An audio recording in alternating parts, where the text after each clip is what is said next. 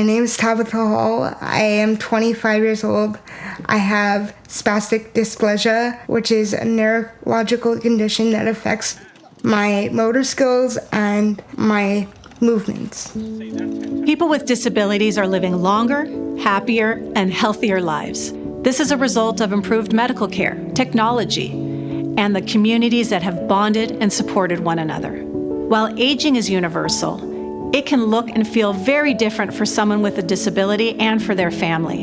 For many, a lifetime of trying to achieve some degree of independence comes full circle. But while aging with a disability can present unique and difficult challenges, people with disabilities are, in many ways, well adapted to be able to meet these challenges head-on. I've always known that I was different from other able-bodied people at a young age, but my parents and my brothers specifically treated me as I was without a disability, so I don't commonly think of my disability even when dreaming. I'm not in a chair. It's just natural to be who I am, and this is just a subset of my reality. It was important for my family to make sure that Tabitha didn't feel like she was handicapped. So my parents always wanted to enforce the idea that Tabitha is her own person. She may be handicapped, but she's fully capable to do whatever she needs to do. The role, quote unquote, of caregiver wasn't really something that I adopted. When I was younger, I had always had the idea that I was going to be moving in with Tabitha and we would have our own place at some point. I just never saw a life outside of being around Tabitha. So my primary focus is usually on a day-to-day basis. Figuring out how to get through the day is usually what I need to focus on. I have recently been thinking more about what the future holds for Tabitha, because at some point she has expressed that she wants to live alone. We have wanted to cultivate her independence, and ultimately the goal at the end is for her to finally be independent. So young people are generally thinking about the here and now. They're not thinking about what their future will look like or what aging will look like. They're thinking about today. However, people with disabilities are focused on the ages and stages. What will the next stage look like? What kind of supports will I need? So that when they meet that reality, they're ready for it. Living into my senior years, I wouldn't have thought it would be possible.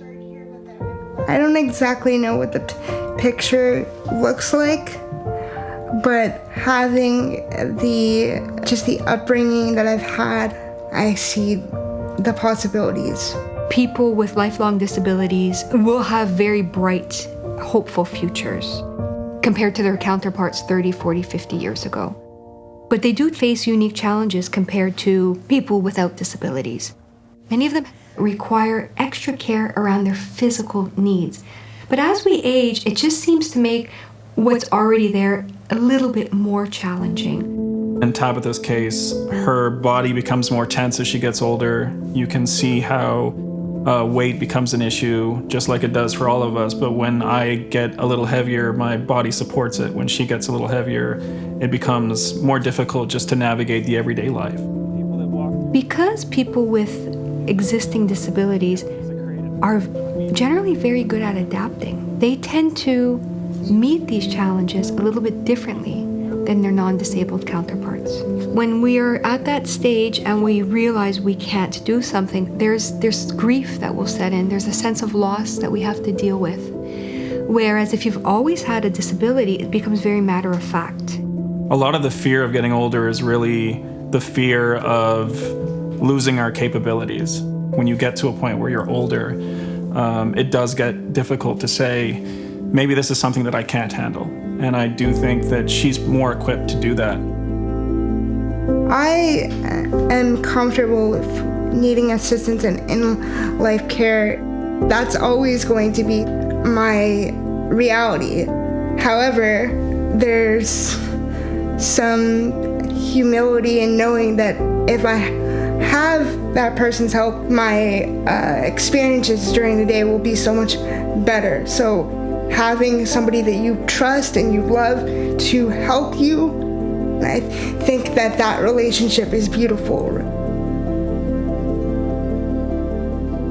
Instead of simply focusing on the struggles people with disabilities face, Let's concentrate on what they have accomplished in the face of adversity. In this way, we can take these abilities and build supportive programs for these individuals to strengthen their aging journey.